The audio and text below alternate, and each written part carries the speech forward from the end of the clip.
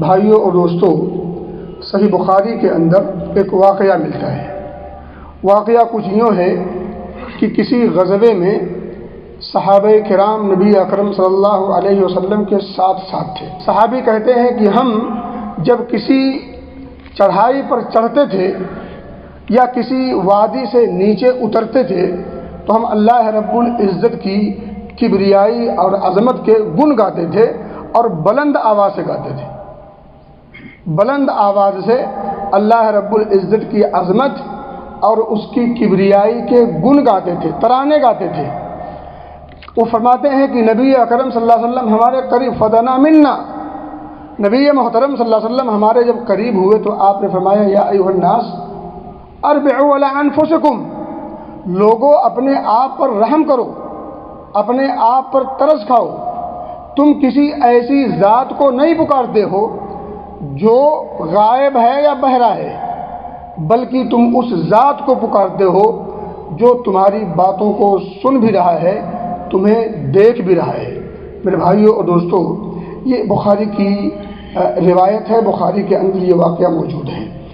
اب اس واقعے کی روشنی میں اگر ہم فیصلہ کریں ایمانداری کے ساتھ، دیانتداری کے ساتھ، توحید کی لاج رکھتے ہوئے اور شرک کی قباحت و شناعت کو سمجھتے ہوئے، تو ہمیں یہ فیصلہ کرنے میں ذرا بھی دیر نہیں لگے گی کہ اللہ رب العزت وہ ذات ہے جو ہم سے، ہماری شہ رگ سے بھی زیادہ قریب ہے، ہمارے دلوں کی دھڑکنوں کو بھی وہ سمجھتا اور جانتا ہے۔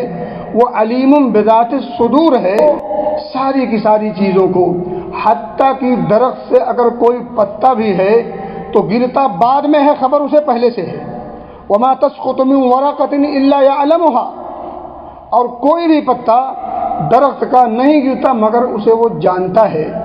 جو درخت کے پتوں کے گرنے کو جانے، وہ لوگوں کے بھید کو نہ جانے، وہ لوگوں کی حالت سے بے خبر ہو، یہ بہت بڑی ناانصافی ہوگی اور یہ عقیدے کا فساد اور خرابی ہوگی۔ تو میں کہہ رہا تھا کہ اللہ رب العزت کی ذات وہ ہمارے ہر حرکت پر اور ہماری ہر ادا سے بالکل باخبر ہے، علیم بذات الصدور ہے، عالم الغیب ہے۔ اس کے سامنے کوئی بھی چیز ڈھکی اور چھپی نہیں ہے، بلکہ ہر چیز روز روشن کی طرح سے عیاں، ظاہر اور باہر ہے۔ آپ ذرا ایک نکتہ سمجھیں۔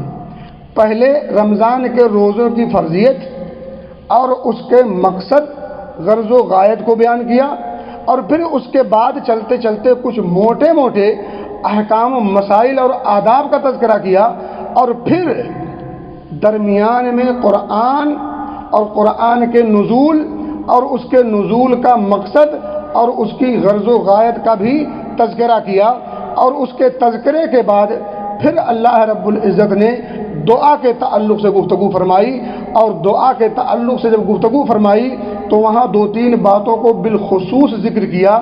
ان میں سے سب سے پہلی بات تو یہ کہ تمہارا ایمان و عقیدہ ہونا چاہیے کہ اللہ رب العزت تم سے بے خبر نہیں، اور تمہاری دعاؤں کو وہ ہمیشہ سنتا ہے، اور تمہاری دعاؤں کو سنتا ہی نہیں بلکہ قبول بھی فرماتا ہے۔ البتہ یہ اعتقاد ہو کہ ایمان کے ساتھ، یقین کے ساتھ بالجزم آپ دعا کریں، اور دعا کرتے ہوئے مایوس اور نا امید نہ ہوں، بلکہ اللہ رب العزت سے پکارتے وقت کہ تصور کریں کہ یہ بھی ایک عبادت ہے، بلکہ حقیقت یہ ہے کہ یہی عبادت ہے۔ دعا اور عبادت یہ دونوں ایک چیز ہیں، اور احادیث کی روشنی میں اگر آپ اندازہ کریں گے تو آپ یہ ماننے پر اور کہنے پر مجبور ہوں گے کہ ساری عبادات کا مغز اور روح اور جان یہ دعا ہی ہے۔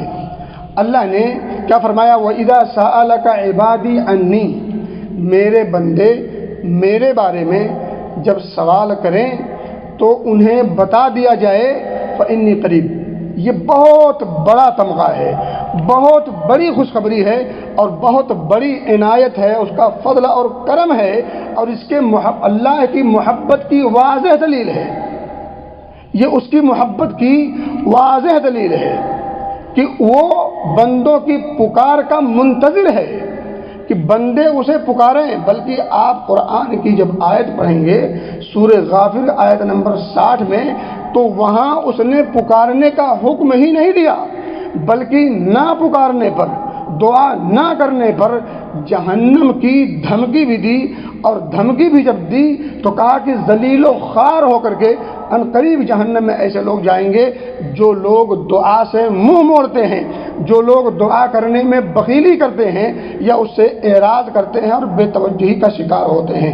اللہ نے کیا فرمایا؟ وَإِذَا سَأَلَكَ عِبَادِي عَنِّي، جب سوال آپ سے ہو میرے بارے میں، میرے بندوں کی طرف سے، عبادی میرے بندوں کی طرف سے، عنی میرے بارے میں، سوال کسی اور کے بارے میں نہیں ہو رہا ہے، سوال اس کے بندے کر رہے ہیں اس کے بارے میں کہ کیا وہ قریب ہے یا وہ دور ہے۔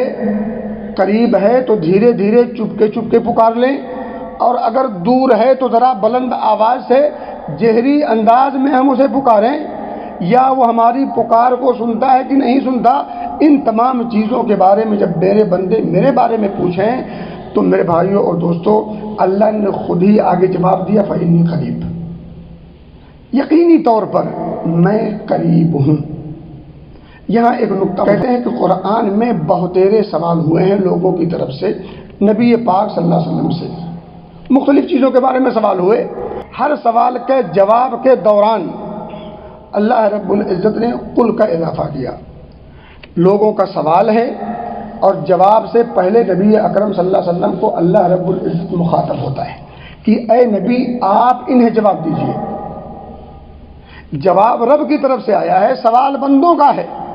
نبی اکرم صلی اللہ علیہ وسلم سے بندوں نے سوال کیا ہے، اور جب جواب آیا ہے آسمان سے تو اللہ رب العزت نے بیچ میں قل کہا ہے کہ اے نبی آپ انہیں باخبر کریں، آپ انہیں بتائیں، اس سوال کا جواب آپ دیں۔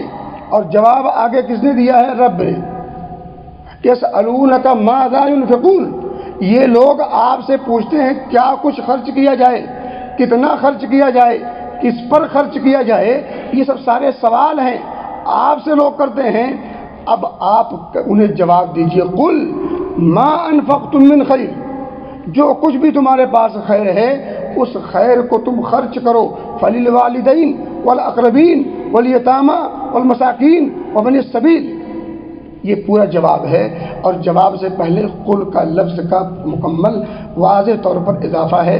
مختلف سوال ہیں قرآن میں موجود ہیں، یسألونک عن الیتامی، یسألونک عن الاہلہ، یسألونک عن الشہر الحرام قتال فیہ، یسألک الناس عن الساعہ، وغیرہ وغیرہ بہتیرے سوال ہیں۔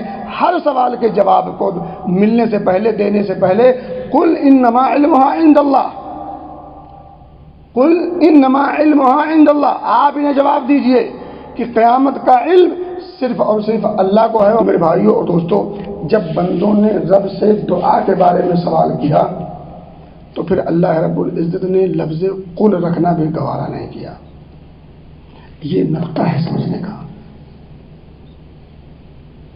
جب بندوں نے اپنے رب سے دعا کے تعلق سے سوال کیا، دعا عبادت ہے، موضوع کتنا حساس ہے یہ چیز قابل غور ہے۔ یہاں پہ قل نہیں کہا، قل انی قریب نہیں کہا کہ آپ کہیے کہ میں قریب ہوں، اللہ نے ڈائریکٹ اب کہا فانی قریب، میں قریب ہوں۔ اجیب دعوت الداع، خوشخبری، اجیب دعوت الداع اذا دعان، جب میرا بندہ مجھے پکارتا ہے، جب میرا بندہ مجھے پکارتا ہے تو میں اس کی پکار کو سنتا ہوں، اس کی پکار کی لاج رکھتا ہوں۔ اجیب جواب دیتا ہوں، سنتا ہوں، قبول کرتا ہوں۔ اذا دعان، جب پکارے، جو بھی پکارے، جہاں سے پکارے، جس مسئلے کے لیے پکارے، جو کوئی ضرورت، جو حاجت ہو۔ میرے بھائیوں اور دوستوں، یہاں نہ حاجت خاص ہے نہ شخصیت خاص ہے، شخص بھی عام ہے، حاجت بھی عام ہے۔ جس شخص کو جو ضرورت ہو اپنے رب سے مانگ لے۔ رمضان اور توحید اس کا بھی گہرا ربط ضبط ہے، یعنی اگر دیکھیں الصوم لی وانا اجزی بھی، روزہ بندہ میرے لیے رکھتا ہے، اس کا بدلہ میں ہی دوں گا۔ اللہ رب العزت توحید سے کتنا خوش ہوتا ہے آپ اندازہ کریں. جب بندہ اپنے رب کو اپنی عبادت میں خاص کر لے تو یہ ادا اللہ کو بہت بھاتی ہے، بہت بھاتی ہے. اسی لیے آپ نے سنا ہوگا حدیث، میں نے بھی کئی بار سنائی ہے، اللہ رب العزت نے اپنے اوپر واجب کر لیا ہے، حالانکہ وہ کسی کے دباؤ میں نہیں آتا. لا یسأل عما یفعل وهم یسألون. کون ہے اس سے سوال کر سکے؟ سوال تو وہ سب سے کرے گا نا، اس سے کوئی سوال نہیں کر سکتا. لیکن پھر بھی یہ توحید کتنے شرف کی بات ہے، اور اللہ رب العزت کو یہ موضوع کتنا بھاتا ہے، اس نے اس موضوع کی لاج رکھنے والوں کے لیے اپنے اوپر لازم کر لیا ہے، واجب کر لیا ہے کہ ایسے لوگوں کو عذاب نہیں دے گا جو اس کے ساتھ کسی کو شریک نہیں کریں گے. اللہ یعذب من لا یشرک بہ شیئا. وہ اس شخص کو عذاب ہرگز نہیں دے گا جو اس کے ساتھ کسی کو شریک نہ ٹھہرائے. یہ معاذ بن جبل رضی اللہ تعالی عنہ سے مخاطب ہو کر کے نبی پاک صلی اللہ علیہ وسلم نے باقاعدہ گفتگو کیا. میرے بھائی میرے دوست، اللہ رب العزت نے کیا فرمایا؟ اجیب دعوت الداعی اذا دعان فلیستجیبوا لی. تو تم مجھ سے ایمان و یقین کے ساتھ، ولیؤمنوا بی. اب آپ اندازہ کریں، الفاظ پہ غور کریں. لی بی،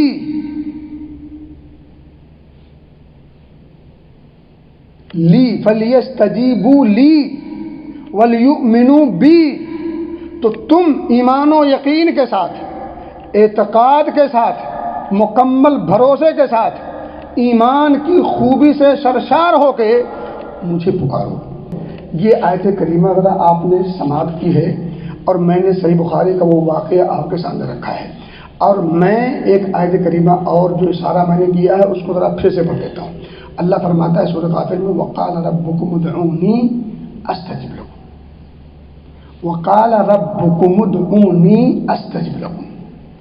تمہارے رب نے فرمایا ہے، رب کا فرمان ہے. وقال ربکم، تمہارے رب کا یہ فرمان ہے، تمہارے رب نے یہ کہا ہے، ادعونی، نی ادعونی، تم پکارو مجھے. اللہ کہہ رہا ہے استجب لکم، میں تمہاری پکار کو سنوں گا، جواب دوں گا، قبول کروں گا. استجب لکم، پکار تمہاری ہوگی، قبولیت کا پروانہ میری طرف سے یقینی ہے، شک و شبہ کی گنجائش نہیں. قرآن ہے نا، یہ بات قرآن کی ہو رہی، بات قرآن کی ہو رہی. اب ذرا دیکھیں پیٹرن اللہ نے بدل دیا ہے. ان الذین یستکبرون عن عبادتی، یقینی طور پر وہ لوگ جو میری عبادت سے تکبر کرتے ہیں، اعراض کرتے ہیں، منہ موڑ لیتے ہیں، بے توجہی کا شکار ہیں. یستکبرون عن عبادتی، شروع میں کیا کہا؟ ادعونی، تم دعا کرو مجھ سے. یہاں کہا کہ جو لوگ میری عبادت سے اعراض کرتے ہیں، دعا کو عبادت کہا. دعا اور عبادت یہ دونوں ایک چیز ہیں، بلکہ دعا ہی عبادت ہے. ان الذین یستکبرون عن عبادتی، جو لوگ میری عبادت سے تکبر کرتے ہیں، تکبر کرتے ہوئے مجھ سے میری عبادت نہیں کرتے، یعنی تکبر میں آ کر مجھ سے دعائیں نہیں کرتے. سیدخلون جہنم داخرین، ان قریب یہ لوگ ذلیل و خوار ہو کر جہنم میں داخل کر دیے جائیں گے. الامہ والحفیظ، اللہ بچائے. میرے بھائی میرے دوست، میں نے کہا کہ دعا اور عبادت یہ دونوں ایک ہیں، بلکہ دعا ہی عبادت ہے. ترمذی وغیرہ کی صحیح روایت ہے، الدعاء هو العبادہ، دعا ہی تو عبادت ہے. میرے بھائی میرے دوست، ایک بات یاد رکھیں، دعا کرنے میں ہم لوگ تھوڑی سی غلطی کر جاتے ہیں. دعا کے آداب، شروط اور احکام اور مسائل سے نابلد ہوتے ہیں. تو اس لیے جب ہماری دعائیں وقتی طور پر قبول نہیں ہوتی تو ہم بہت جلدی نا امید ہو جاتے ہیں. اللہ نے کہا فلیؤمنوا بی، نا امید نہیں ہونا ہے، ایمان و یقین کے ساتھ. ایمان و یقین کے ساتھ یہ دعا کرنی ہے. ہم بہت جلدی نا امید بھی ہو جاتے ہیں، اور جب نا امیدی، اور چونکہ شیطان بڑا حریص ہے ہمیں گمراہ کرنے میں، تو نا امیدی نے جب اپنا دامن پورا پسارا تو پھر نتیجہ کیا ہوتا ہے؟ انسان رب کے دربار کو چھوڑ کر کسی اور کے در کا شکاری ہو جاتا ہے. تو میرے بھائیوں، کہنے کی بات یہ ہے کہ رمضان اور دعا، اس کا بھی آپس میں ایک بڑا گہرا ربط و ضبط ہے، جیسے رمضان اور قرآن کا.